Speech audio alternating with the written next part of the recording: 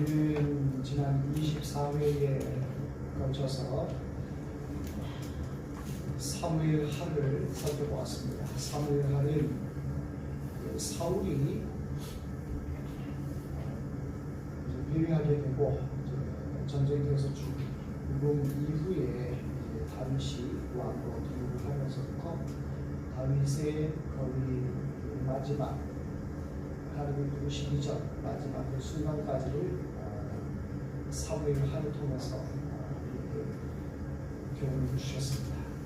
자, 오늘부터 22회에 걸쳐서 열왕기 상에 대해서 여러분에게 말씀을 드리기 원합니다. 열왕기상은 솔로몬의 왕위 개선부터 북왕국 아하시아의 통치 초기까지 약 120년의 이스라엘의 역사를 소개하고 있습니다. 이 안에는 다양한 사건들이 나오는데요. 솔로몬의 왕위 계승이 나오고 또 예루살렘 성전 건축이 이루어지고 솔로몬의 타락과 나라의 분열, 또 아합과 이세벨의 바알 숭배 사상, 또 엘리야의 등장과 신앙 부흥의 내용들이 전개되고 있습니다. 하나님의 약속이 나오고요. 또 하나님의 말씀대로 살지 않는 이스라엘 백성들에 대한 심판이 나오고요. 또 하나님께서는 사랑이 많으신 분이라 그 심판 후에 자복하고 회개하는 그 신령들 가운데 회복의 드라마를 연출해서 우리에게 제시하고 있습니다. 우리는 단순히 이스라엘의 역사를 공부하는 것이 아닙니다. 하나님께서 오늘날 우리 삶 가운데 만들어 가시는 하나님의 구원의 역사를 이 열왕기 상을 통해서 알게 될 것이고, 이 열왕기 상 속에서 함께 하셨던 하나님께서 오늘 이 시대를 살아가고 있는 여러분들에게도 동일하게 그 구원의 역사가 이루어지고 있음을 말씀하고 있으니, 여러분 사무엘 하에 이어서 또 열왕기 상의 이 말씀을 통해서도 하나님께서 나를 어떻게 구원하셨는지, 하나님께서 우리를 어떻게 사랑하시는지, 하나님께서 우리를 하나님의 역사의 현장 가운데 어떻게 이끌어 가실 것인지를 기대하고 사모하는 마음으로 말씀을 들을 수 있기를 주의 이름으로 축원합니다. 네. 자, 그럼 열왕기상 1장으로 들어가 보겠습니다. 열왕기상 1장에는 왕의 대관식이 한 번도 아니고 두 번에 걸쳐서 나옵니다. 왕의 대관식이라고 하면 한 번이 있어야 되는데 왕의 대관식이 두 번 나와요. 참 웃지 못할 에피소드가 오늘 본문 가운데 나오는 것을 볼 수가 있습니다. 첫 번째 왕의 대관식은 다윗의 넷째 아들인 아도니아가 다윗 왕의 허락도 받지 않고 군사를 규합하고 또 다윗의 충실로 있던 요압을 자기 사람으로 삼아서 구권력과 신권력과의 대비되는 그런 모습을 통해서 다윗에 충성했던 요압이 구권력에 편승하지 말고 이제는 신권력에 나와 함께 하자. 이 아도니아의 꾀에 의해서 요압이 아도니아와 함께 이제 혁명을 일으키는 그런 내용이 본문에 나옵니다. 그래서 스스로 이 에노로겔이라고 하는 샘 곁에 모여서 대관식을 열어요. 그런데 이 대관식을 여는데 다윗 왕이 알지를 못해요. 자, 두 번째 대관식은 33절 이하에 보면 솔로몬이 왕의 대관식을 하게 됩니다. 이 아도니아가 왕으로 등극했다라는 이 사실을 누가 알았느냐? 나단 선지자가 알았고, 나단 선지자에 의해서 솔로몬의 어머니인 바세바가 알게 되었습니다. 바세바가 그 소식을 듣고 나서는 깜짝 놀라게 되었죠. 왜냐하면 다윗 왕이 과거에 왕께서 내 아들 솔로몬을 통해서 왕이 이어질 것이다라고 약속을 했거든요. 그리고 또 역대상 22장에 보면 하나님께서 다윗에게 이렇게 말씀하십니다. 내 아들 솔로몬을 통해서 성전을 지을 것이다. 그러니 다윗에게 있어서 후계자는 솔로몬인 거예요. 하나님께서 그렇게 말씀을 하셨어요. 다윗의 마음으로 솔로몬에게 마음이 많이 간 것이 아니라 하나님께서 다윗에게 솔로몬을 통해서 하나님의 역사를 이루어갈 것을 말씀을 하셨어요. 그러니 이스라엘의 왕은 다윗 이후의 후계자는 솔로몬으로 가는 것이 당연한 것입니다.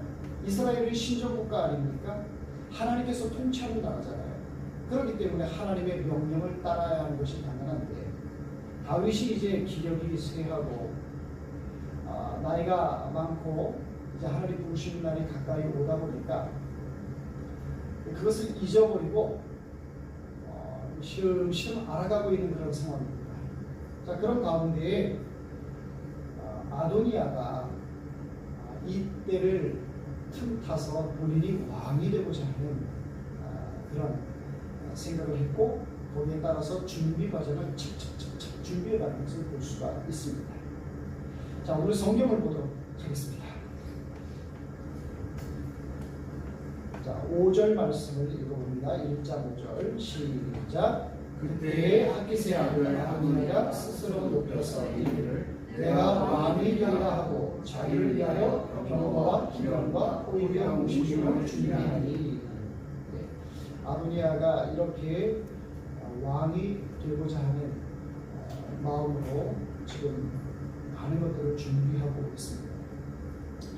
역정노위를 하고 있는 것이죠. 자, 아버지 다윗이 지금 병들어서 시름시름 하고 있는데 아버지 아니는 걱정을 하지 않고 아도니아의 마음속에는 내가 왕이 되어야 되겠다라고 하는 그 일념에 사로잡혀 있습니다. 조선 왕조에 보면 이 정치 세계를 보면 참 가슴 아픈 일들이 많이 있는데 정치에는 영혼을 팔아야 한다라는 그런 말도 있습니다. 그러다 보니까 우리나라 조선 왕조 시대의 영조는 그의 아들 사도세자를 죽였죠. 선조왕은 어떻습니까? 그의 아들 광해군을 시기했습니다.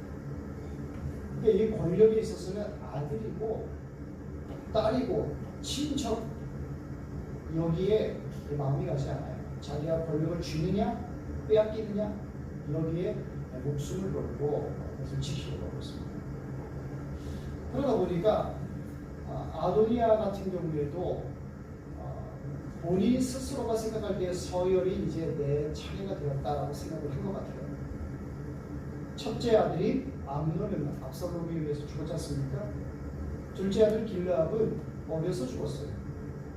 셋째 아들 압살롬은 다윗에게 반역을 하다가 요압 장군에게 죽임을 당했습니다. 이제 압살롬의 동생인 이 아도니아가 네 번째 아들로서는 이제 장자가 된 거죠. 위에 세 아들이 다 죽었습니다.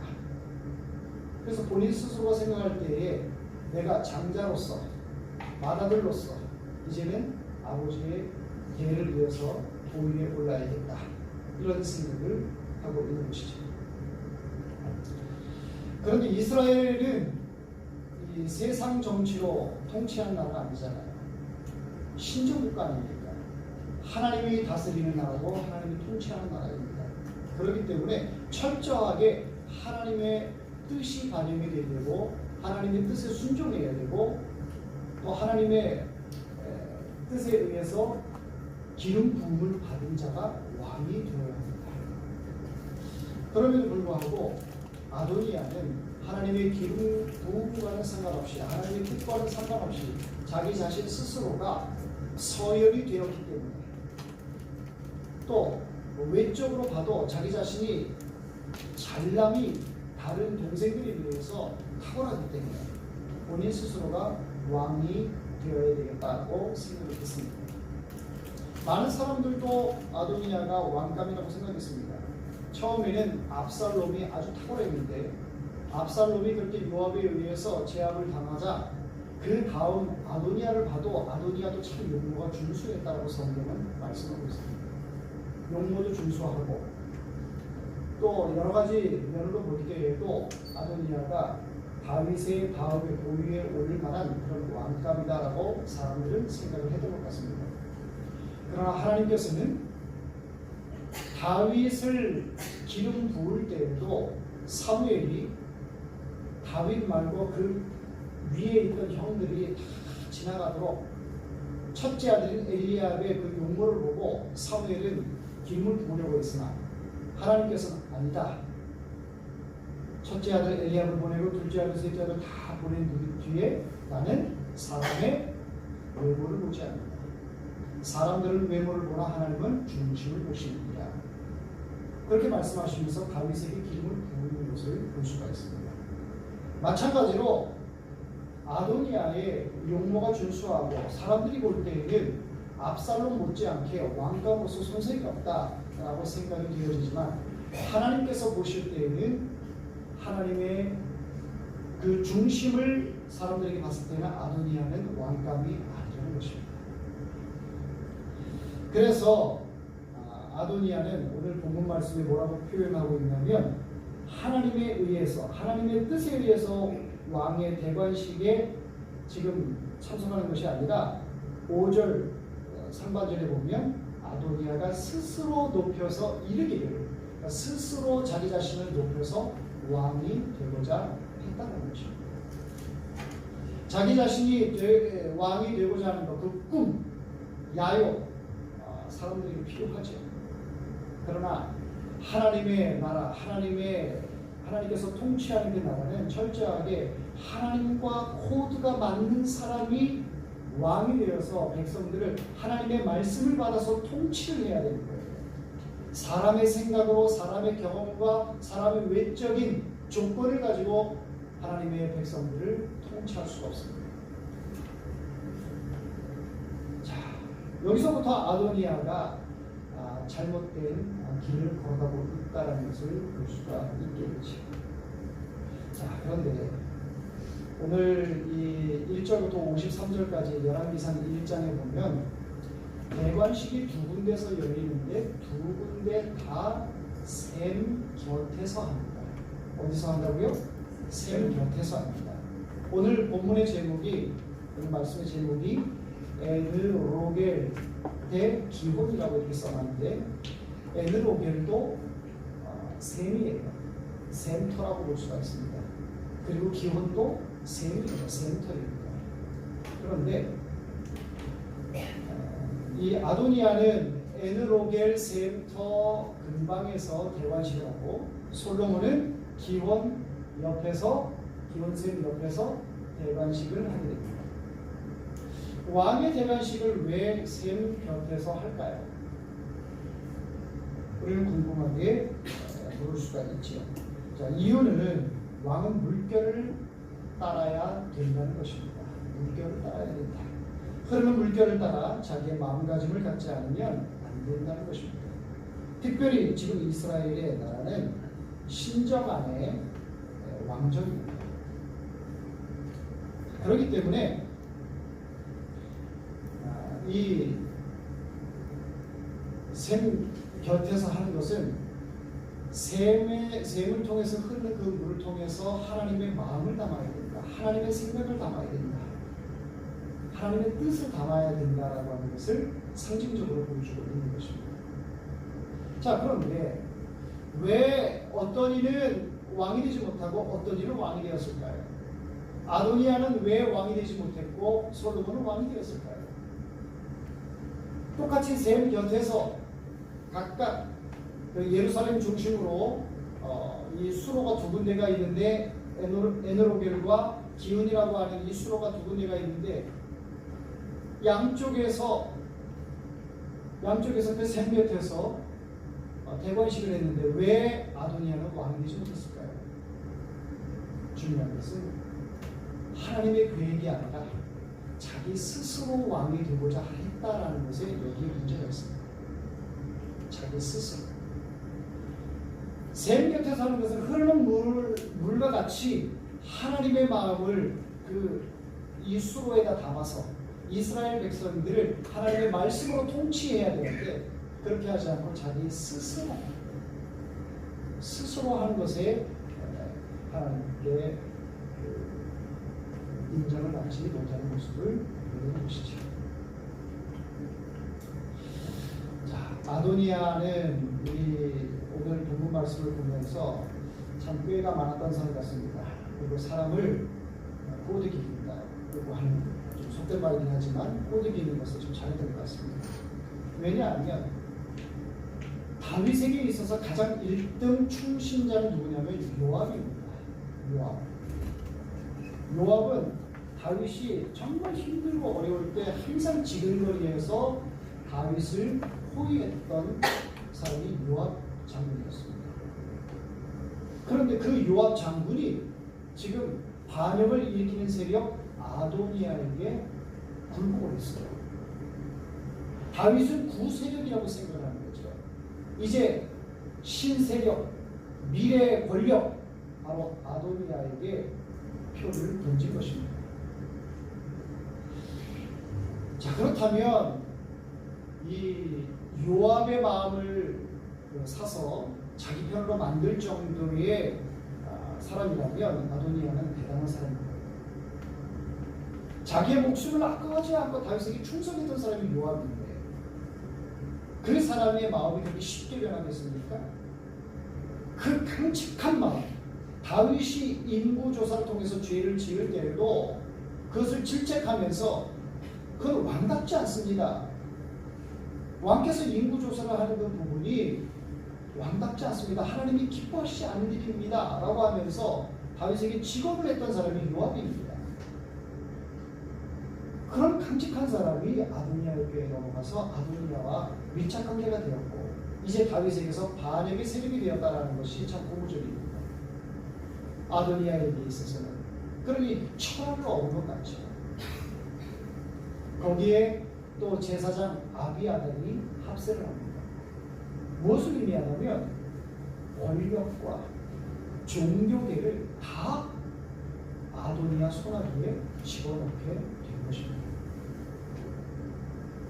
이런 점으로 볼 때에 아도니아의 능력은 탁월하다라고 말할 수가 있습니다. 근데 그 탁월함이 오히려 자기 자신의 반역을 찾게 돼요. 우리가 찬양을 통해서 낮은 자를 통해서 하나님이 기뻐하신다라는 그 찬양을 고백한 것처럼 낮은 자, 겸손한 자를 하나님께서 들어쓰십니다. 아도니아는 스스로 높은 자가 되어서 결국에는 왕위에 오르지 못하고, 대관식은 했으나 왕위에 오르지 못하는 일을 하게 됩니다. 자, 스스로 높인다라고 하는 말은 히브리어로 나사라는 말입니다. 나사의 뜻은 들어 올린다라는 뜻이죠. 들어 올린다. 그래서 자기 스스로를 들어 올리는 거예요. 하나님께서 이끌어 주셔야 되는데 자기 스스로 들어 올려져서 스스로 높아지고 왕이 되어서 이스라엘 백성들을 통치하니, 자기의 능력으로 통치하게 되면 어떻게 되겠습니까? 이스라엘 백성들, 그 백성들 위에 군림하려고 하는 것이죠. 그런 마음이 아도니아 마음 가운데 있습니다. 아버지를 보면서 많이 답답함을 느꼈을 거예요, 아도니아가. 왜냐하면 다윗은 늘 하나님께 묻는 사람이었거든요. 일이 있을 때마다 전쟁터 앞에서도 어떤 교소서의 일을 행함에 있어서 늘 하나님께 기도하고 하나님께 응답을 받아서 일을 했던 사람이 다윗인데, 그 다윗 아버지를 보면서 참 답답해요. 이성적이지 못해요. 상식적이지 못해요. 이렇게 하면 될 것 같은데 왜 아버지는 굳이 저런 방법을 선택하실까?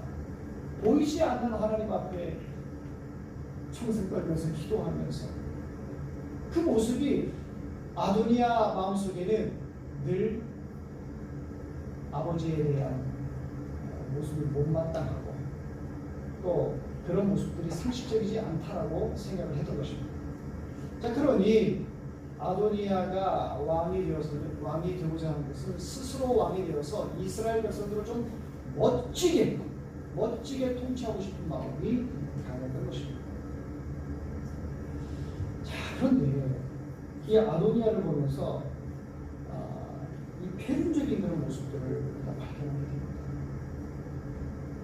아버지가 지금 병석에 있고 시금 알아가고 있는데 아버지의 그 아내는 전혀 안중에도 없고 자기의 그 앞으로의 권력, 왕위에 오를 것에 대한 그 야욕, 여기에만 사로잡혀 있다 보니까 아버지의 그 처지를 보면서 아버지 건강하셔야 됩니다.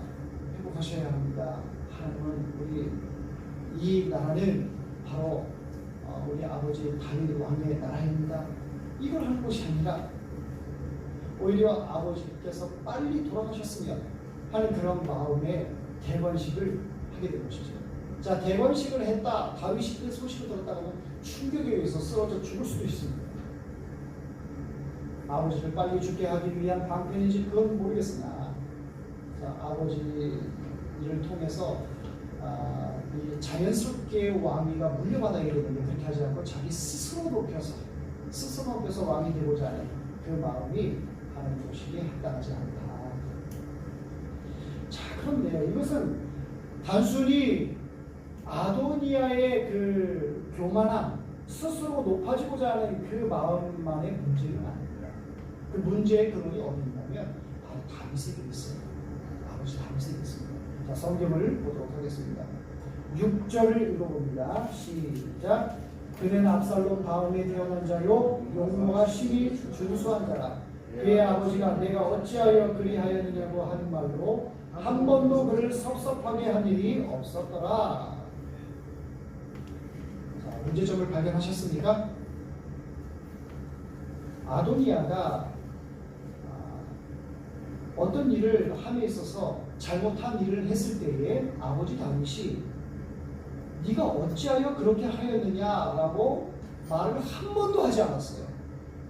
혹시 그 말을 하면 아도니아가 섭섭해할까봐, 시험 들까봐, 그 아들의 그 노를 사지 않기 위해서 아들이 잘못했을 때에도 한 번도 회초리를 든 일이 없다는 거예요.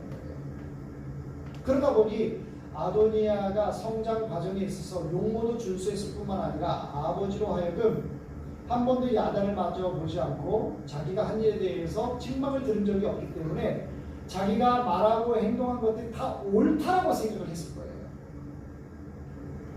누구도 이 아도니아의 의지를 꺾지 못했습니다. 압살롬도 그랬어요. 아도니아도 마찬가지입니다. 압살롬과 아도니아는 왕으로서 손색이 없어요. 일단 용모부터 또 어떤 자질에 있어서도 왕으로서 충분히 감당할 만한 그런 인물이 되었습니다. 그렇다 보니까 다윗도 그런 자식들을 보면서 늘 그냥 기쁘고 그래요. 압살롬의 그 못된 행위를 보면서도 다윗이 눈 감아주잖아요. 큰아들 암논을 죽였는데도 다윗이 책망하지 않잖아요. 다윗이 참 그런 모습이 너무너무 안타까운 겁니다. 여러분, 다윗은요 블레셋의 장수인 골리앗 앞에서도 당당하게 여호와의 이름으로 물리쳤던 사람이에요. 누구도 두려워하지 않은 사람이에요. 사울 왕도 두려워하지 않았어요. 오직 다윗이 두려워하는 대상은 전능하신 하나님밖에 없어요. 그런데 이렇게 담대했던 다윗이 유독 약한 아킬레스건이 있었으니 그것이 뭐예요? 바로 자식들이에요. 자식들. 이 자식들에 관해서만큼은 섭섭해할까봐 너무너무 금이야 오기야 이렇게 길렀던 것 같습니다. 그러니까 아도니아의 그 지금 스스로 왕이 되고자 하는 그 모습, 그 인격과 그 위치까지 형성되기까지는 바로 다윗의 역할이 컸다는 것입니다. 자, 이런 모습을 하나님이 기뻐하실까요? 기뻐하지 않죠. 자, 우리의 삶을 한번 돌아봅시다. 여러분들의 자녀를 어떻게 기르셨습니까?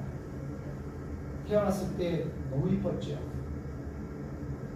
아이 마음속에 자아가 생기고 표현할 줄 알고 말할 줄 알고 이제 지식이 쌓이고 지혜가 생기면서 점점 처음에 사랑했던 그 마음이 희미해져가는 것을 아마 느꼈을 것입니다.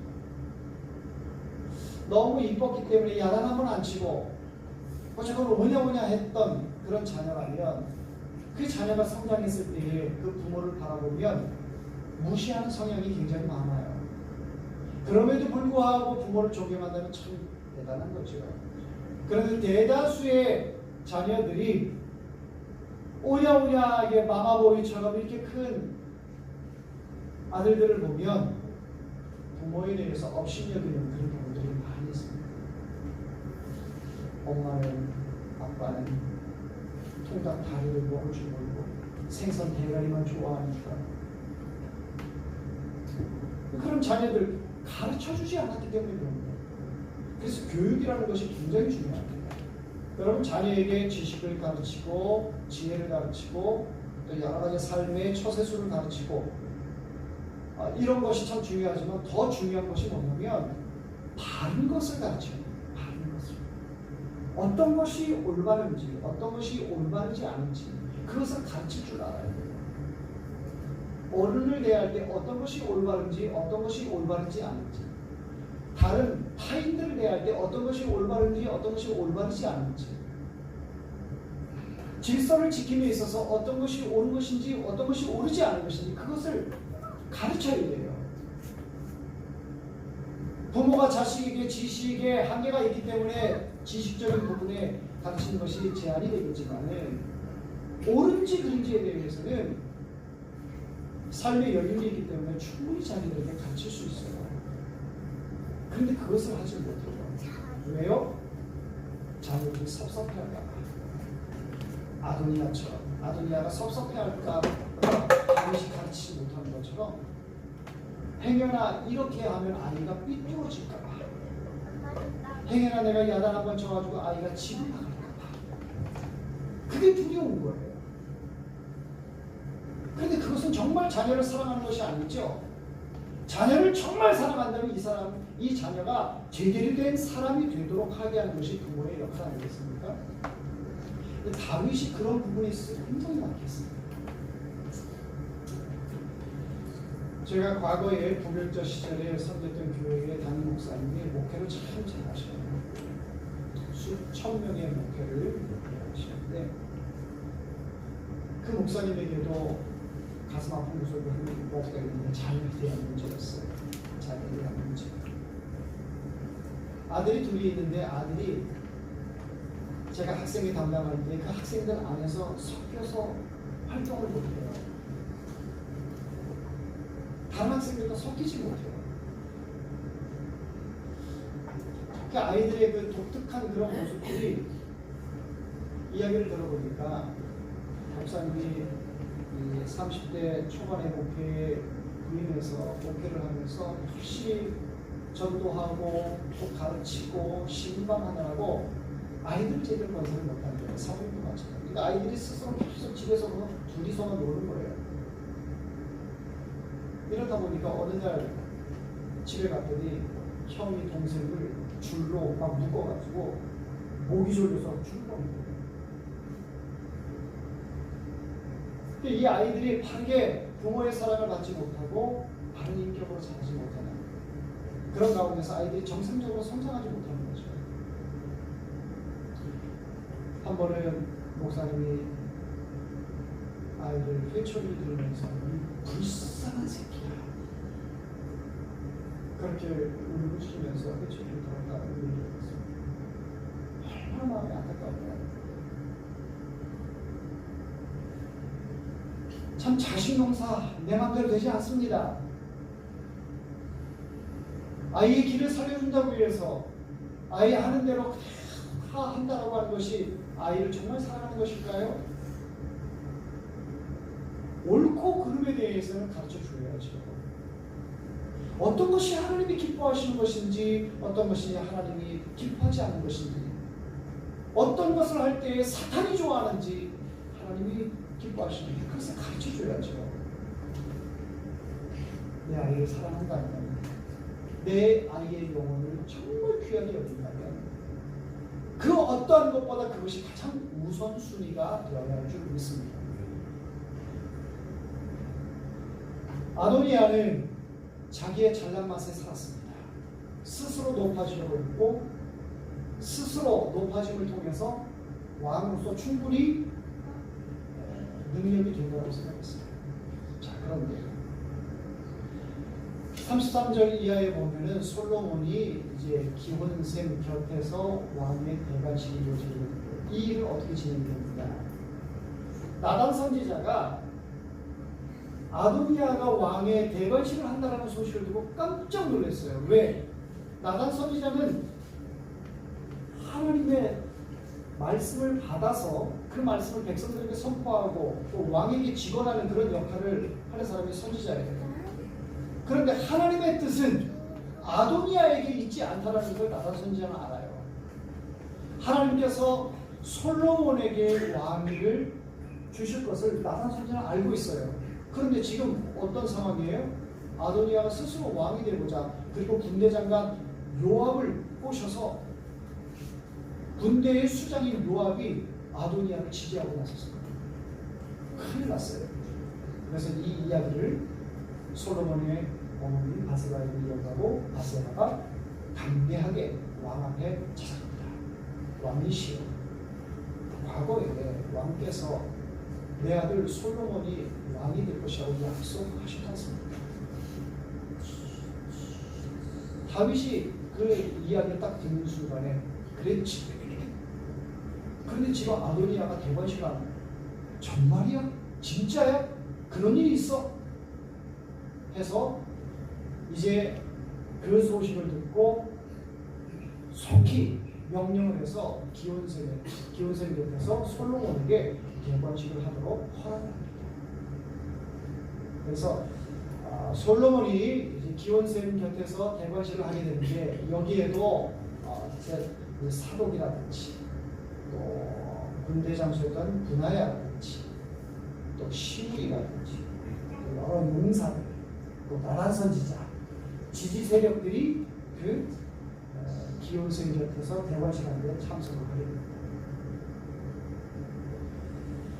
여러분, 이 에느로겔이라는 샘과 또 기혼샘 그 곁에서 똑같이 샘 곁에서 대관식을 하게 됩니다.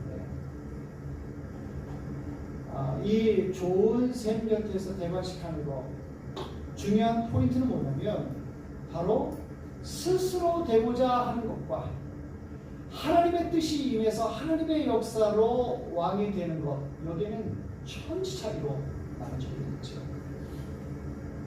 중요한 것은 우리 스스로 뭔가를 해보려고 막 노력을 하고 꾀를 내고 지식과 지혜와 경험과 모든 것을 다 동원해도 그것이 실패할 때가 너무 많고 또 돌아보면 내 스스로 뭔가 해보고자 했던 것들에 성공을 이룬 것이 거의 없는 것을 볼 수가 있습니다. 여러분, 하나님의 백성들은요, 하나님의 뜻이 임할 때에 그때에 비로소 기쁨과 또 감사함으로 일을 하게 되고 또 그런 모습들을 주변에 많은 사람들이 함께 합력해서 서로를 이루게 됩니다. 하나님은 하나가 되게 하신 분이고 사탄은 분열의 영이에요. 아도니아가 스스로 왕이 되고자 했으나 오히려 이것은 이스라엘 나라의 분열을 일으키게 됩니다. 왕위에 대해서 백성들이 좋지 않은 시선을 갖게 하는 그런 일을 초래하고 말았습니다. 우리의 삶 가운데서 스스로 하고자 하는 것들, 우리는 자녀들에게도 또 많은 꿈을 심어줍니다. 넌 할 수 있어, 넌 할 수 있어, 넌 그렇게 하면 돼. 지금까지 잘해왔고 앞으로도 잘할 수 있어, 할 수 있어. 용기를 불어 넣어주는 건 참 좋습니다. 그러나 중요한 것은 이 아이가 용기를 가지고 열심히 일을 하되 왜 하는지 거기까지 이야기를 해줘야 됩니다. 왜 노력을 해야 되는지, 왜 성공해야 되는지, 왜 공부를 해야 되는지, 왜 좋은 대학을 가야 되는지, 왜 좋은 데 취직을 해야 되는지. 자, 그 모습을 통해서 우리는 그렇게 기도하잖아요. 하나님의 자녀들이 머리가 될지언정 꼬리가 되지 않게 해주세요. 그러니까 머리가 돼서 뭐 하려고요? 성공해서 뭐 하려고요? 그것만 자랑하고 다니려고요? 우리 아들 출세했어, 우리 딸 출세했어, 좋은 데 시집갔어, 부잣집하고 결혼했어. 그런 거 자랑하려고요? 아니죠. 머리가 된다라고 하는 것은 머리가 되어서 더 섬기라고 하는 거죠. 그리스도의 백성으로서의 선한 영향력을 더 끼치라고 하는 거죠. 그래서 머리가 되는 거예요. 근데 머리가 되지 않고 오히려 머리가 되어서 겸손하지 않고 더 거기에 군림해가지고 교만한 모습으로 살아간다면 하나님이 그 꼴을 가장 싫어하세요. 가장 싫어하세요. 교만이라고 하는 것이 무엇입니까? 교만이라고 하는 것은 하나님의 주권을 인정하지 않는 거예요. 겸손이라는 것이 무엇입니까? 하나님의 주권을 인정하는 거예요. 하나님이 나를 다스리시고 통치하시고 나는 하나님의 은혜 없이는 살 수 없습니다. 그 고백하는 것이 겸손이고 그 자체가 신앙이고 믿음입니다. 사랑하는 성도 여러분, 오늘 이 말씀을 통해서 이 아도니아의 그 행태를 보면서 우리가 스스로 높아지려고 했던 부분들, 스스로 뭔가 해보려고 했던 것들, 하나님께 기도하지 않고 하나님의 말씀에 순종하지 않고 행했던 이 모든 것들 회개할 수 있길 바랍니다. 큰 일이든 작은 일이든 하나님께 기도하세요. 그리고 하나님의 말씀을 받아서 하세요. 그럴 때에 그의 책임은 나에게 있는 것이 아니라 하나님께 있는 거예요. 책임 소재를 피하기 위해서 그러는 것이 아니라 우리는 어찌됐든 간에 하나님의 뜻대로 살자고요. 하나님의 말씀에 힘입어서 살자고요. 그것이 하나님의 백성 아닙니까? 우리나라 백성이 이 나라의 법을 지키지 않으면 이 나라의 백성으로 살 수가 없죠. 감옥에 갈 수밖에 없잖아요. 하나님의 백성들이 하나님의 법대로 하나님의 말씀대로 살아야지 하나님의 백성 아니겠습니까? 스스로 높아지려고 하는 이 모습을 하나님은 가장 싫어하신다. 자, 앞으로 이 열왕기상 말씀을 통해서 이스라엘 역사를 통해 우리의 삶의 역사, 우리 헤어른 교회의 역사, 앞으로 대한민국의 이 역사 가운데 하나님께서 어떻게 구원의 손길을 주실지, 어떻게 하나님께서 이끌어 가실지, 하나님은 어떤 자를 찾으시는지, 어떤 자를 통해서 일하시는지 여러분들은 목도하게 될 것입니다. 하나님 앞에 겸손함으로 나아가는 저와 여러분들을 주의 이름으로 축원합니다. 기도하겠습니다. 하나님 아버지 감사합니다. 거룩하고 복된 주님 앞에 나와 예배함에 있어 또 귀한 말씀 들려주시니 감사합니다.